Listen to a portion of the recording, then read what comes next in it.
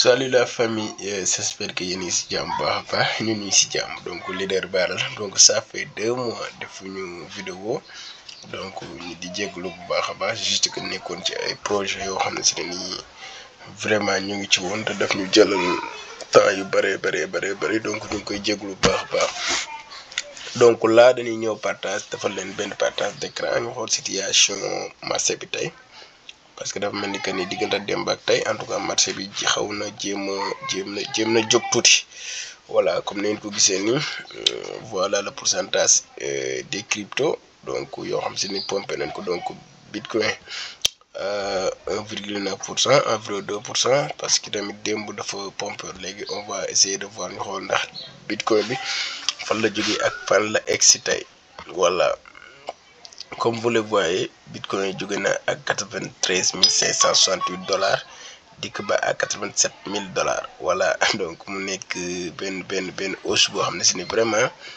voilà def na ko diggante le 19 mars ba le 20 donc mu nekk benn évolution boo xam si ni macha allah donc en tout cas. am na solo donc là nag bon jóge aussi tamit xaw na kii mais j'espère que ni wàccaatagul même ba ci parce que depuis loolu mu ngi vers les 85 000 dollars et que 83 000 dollars la jógee donc il peut continuer en tout cas son tendance pour toucher les 90 000 pour certains en tout cas les 90 000 balles donc voilà bu ñu xoolee tamit bon en une semaine danga xam ne que ni vraiment xaw na jóg parce que tamit. Comme ni ko gisee mu jógee à 80 000 dollars dikk ba à 87 000 dollars donc vraiment def na évolution quand même donc def na évolution bu xoolee tamit fii ak 1 mois donc def na bu xoolee fii ak 1 mois nag dafa wàcc